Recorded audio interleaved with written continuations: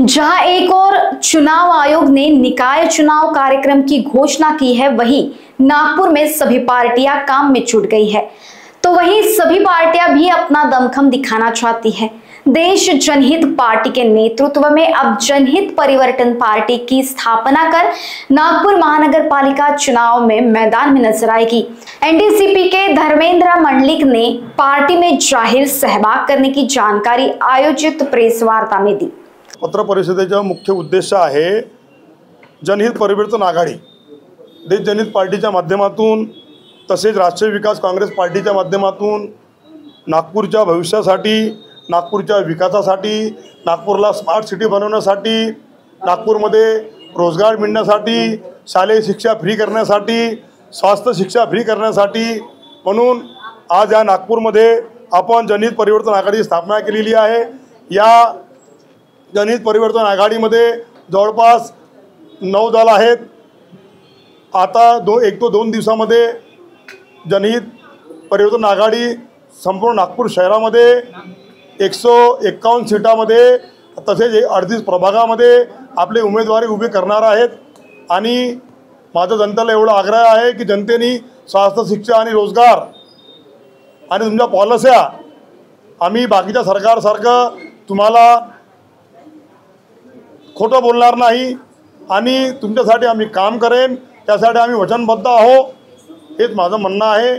आणि येत्या नागपूर महानगरपालिकाच्या 2025च्या निवडणुकीमध्ये जनतेने देश जनहित पार्टीला तसेच राष्ट्रीय विकास काँग्रेस पार्टीला तसेच जनहित परिवर्तन आघाडीला भरपूर समर्थन द्यावं हीच आमची मनापासून इच्छा आहे। काय देणार आपण जनतेला? आघाडीचे घटक दल आहे, जर हे येत्या नागपूर महानगरपालिकेच्या 25 मध्ये आम्ही जिंकलो तर आम्ही नागपूर महानगरपालिकेच्या बंद झालेल्या शाळा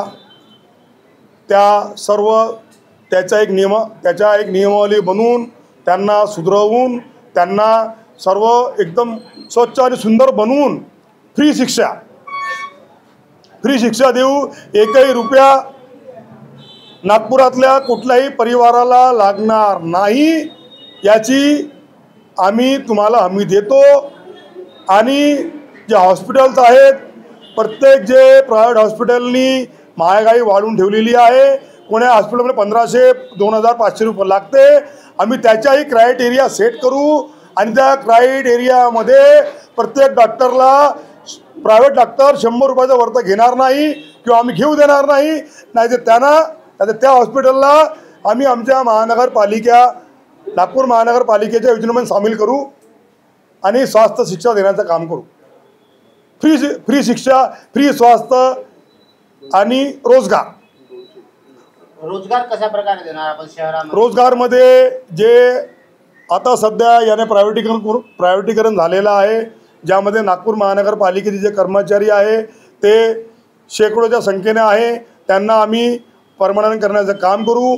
आणि ज्या भाजपा आणि काँग्रेसच्या जमान्यामध्ये ज्या कंपन्या यांनी बनवल्या, त्यांच्या कार्यकर्त्याच्या कंपन्या, ह्या कंपन्या बंद करण्याचे काम करू, ह्या कंपन्याला ताले मारू आणि नागपूर महानगरपालिकेत जेवढे काही कर्मचारी आहे त्यांना आम्ही नागपूर पालिकेमध्ये त्यांना पक्की नोकरी देण्याचं काम करू, हे आम्ही असा वचन देतो।